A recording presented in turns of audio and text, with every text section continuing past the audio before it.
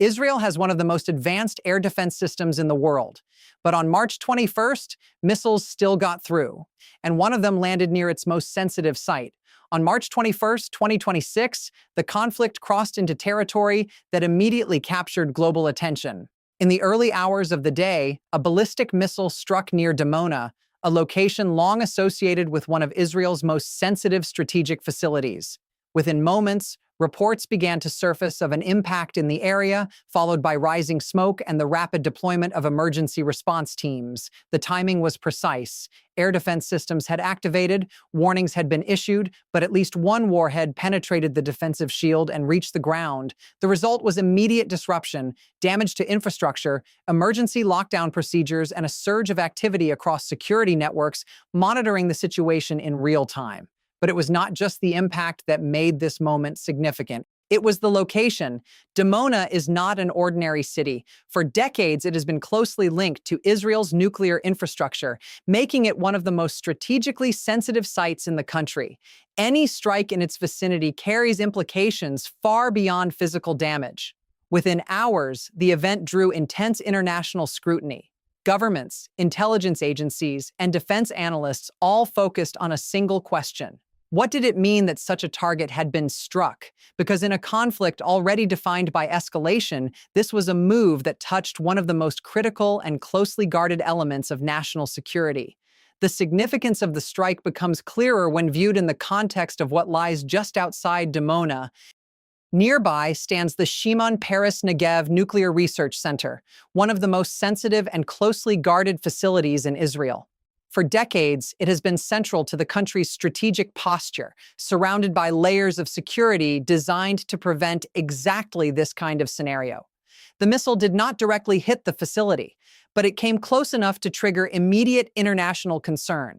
Within hours, global attention shifted toward nuclear safety. Questions began circulating about potential damage, containment risks, and the possibility, however remote, of a radiation incident. In situations involving nuclear infrastructure, even uncertainty can carry serious consequences. The International Atomic Energy Agency moved quickly to assess the situation. Initial confirmations indicated that the facility itself had not been damaged and that no radiation leak had occurred. The reassurance helped stabilize immediate fears, but it did not eliminate the underlying concern. Because proximity matters, a strike near such a site highlights just how narrow the margin can be between a conventional military incident and a far more dangerous escalation. It introduces a new level of risk into the conflict, one that extends beyond military calculations into global security. And it raises a difficult question. What happens if the next strike lands even closer? In a conflict defined by advanced defense systems, the most unsettling moments are the ones when they fail. During the strikes on Dimona and the nearby city of Arad, multiple missiles were reported to have reached their targets. Despite the presence of layered air defenses, systems designed to detect, track, and intercept incoming threats, at least some warheads penetrated the shield. That outcome raised immediate questions. Israel's defense network is built around redundancy. Early warning radar identifies threats, interceptor systems engage them at different altitudes, and overlapping coverage is meant to ensure that no single missile slips through. But in this case, that layered protection was tested under pressure. There are several possible explanations. Saturation is one. When multiple missiles arrive in quick succession, defensive systems must divide their attention and resources. Interceptors are launched rapidly and decision-making windows shrink. Another factor may be the evolving nature of the threat itself. Missiles with higher speeds, maneuverability, or complex trajectories that challenge traditional interception models. The result is the same. Even a small number of successful penetrations can have a disproportionate impact. And as missile technology advances and attack patterns become more complex, the challenge for defenders continues to grow. Because the question is no longer whether defenses can work, it is how long they can hold under sustained pressure. The strike on Dimona was not the only impact that night. Just a short distance away, the city of Arad was also hit. Reports of explosions emerged from both locations within a narrow window of time, suggesting a coordinated targeting pattern rather than an isolated incident. The attacks appeared designed to spread impact across multiple points, forcing both defensive systems and emergency responders to divide their attention. In Arad, the damage added a second layer to an already unfolding crisis. Structures were affected, debris scattered across residential areas, and emergency services were quickly dispatched to assess casualties and contain secondary hazards.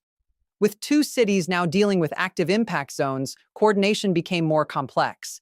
This is where the scale of disruption increases. Multiple strikes create overlapping emergencies, fires in one location, rescue operations in another, and continuous uncertainty about whether additional missiles may still be incoming. Response teams must prioritize rapidly, often with incomplete information. For civilians, the experience shifts as well. The sense of danger is no longer tied to a single location. It spreads across the region, making it harder to predict where the next impact might occur. And in that moment, the attack becomes more than a strike. It becomes a situation that stretches systems, resources, and stability all at once.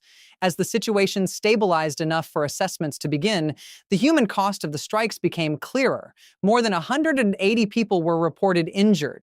In Dimona, at least 64 individuals were treated for injuries ranging from minor wounds to more serious trauma. In Arad, the number was even higher. Over 100 civilians affected, many caught in the blast zones or injured by flying debris and collapsing structures. Several cases were described as critical. Emergency medical teams worked through the night, transporting the injured, stabilizing patients, and coordinating between hospitals already operating under pressure. Ambulances moved continuously between impact sites and treatment centers, while first responders searched damaged areas for anyone still trapped or in need of assistance. But beyond the physical injuries, another layer of impact was unfolding: psychological trauma. For many civilians, the experience of multiple explosions, sirens, and uncertainty created lasting stress. Families were displaced, routines were shattered, and the sense of safety, once taken for granted, was suddenly gone. In densely populated areas, the effects of such attacks extend far beyond the moment of impact. They linger, and as the numbers continued to rise, the conflict revealed its most immediate reality, not just strategic consequences, but human ones. The strike near Dimona did not occur in isolation. It is part of a broader pattern of escalation that has been steadily intensifying between Iran and Israel. But this moment stands apart, not because of the scale of destruction, but because of where it happened. Targeting an area so closely tied to nuclear infrastructure crosses a different kind of threshold. Even without direct damage, the psychological impact is immediate. It introduces a level of risk that extends beyond conventional military calculations. Nuclear-associated sites carry global significance, and any threat to them raises concerns that go far beyond the region.